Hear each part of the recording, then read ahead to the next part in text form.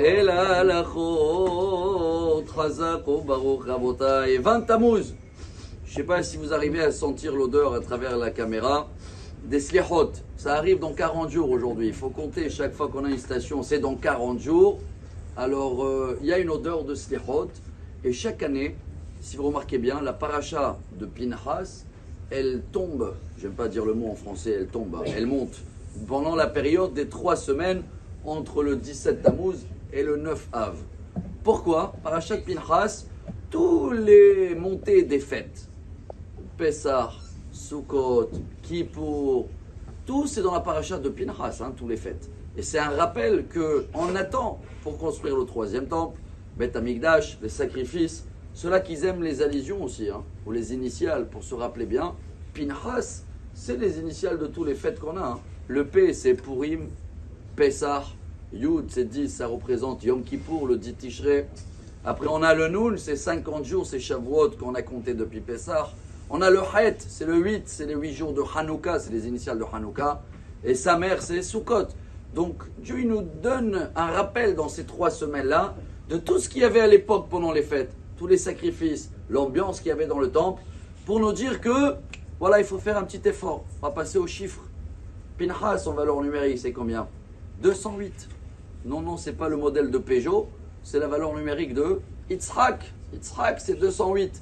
Donc, le sacrifice d'Yitzhak, voilà ce qu'on va essayer, peut-être le message de cette paracha à la Rabotai.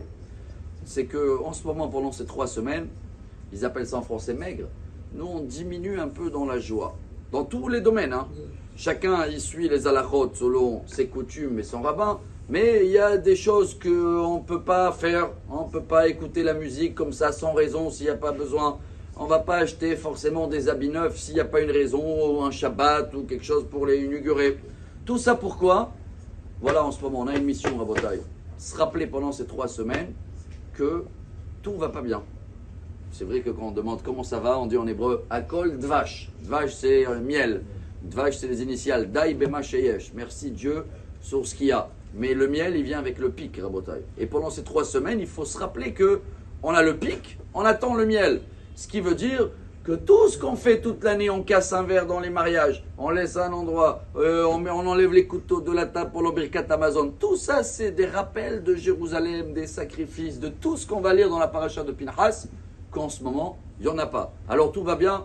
Bien sûr, Baruch Hashem, mais ça peut aller mieux. Quand on dit que ça peut aller mieux, c'est qu'il ne faut pas oublier en ce moment que nous, on a une maison, on a la clim, on a du carrelage, et Dieu, sa résidence, il attend toujours. C'est à Jérusalem, il a choisi là-bas, comme on avait parlé il y a 2-3 jours. Cet endroit-là, en ce moment, il n'est pas branché. C'est à qui de le faire brancher? Qui c'est qu'il a le compteur dans la main? Nous.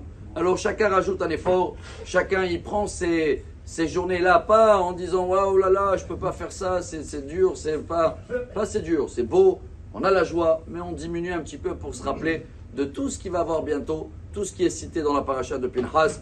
Et dans 40 jours, ça y est, le chauffard, les sliachot, l'ambiance, les fêtes, excellente journée. Amar Rabbi Elazar, Amar Rabbi Hanina.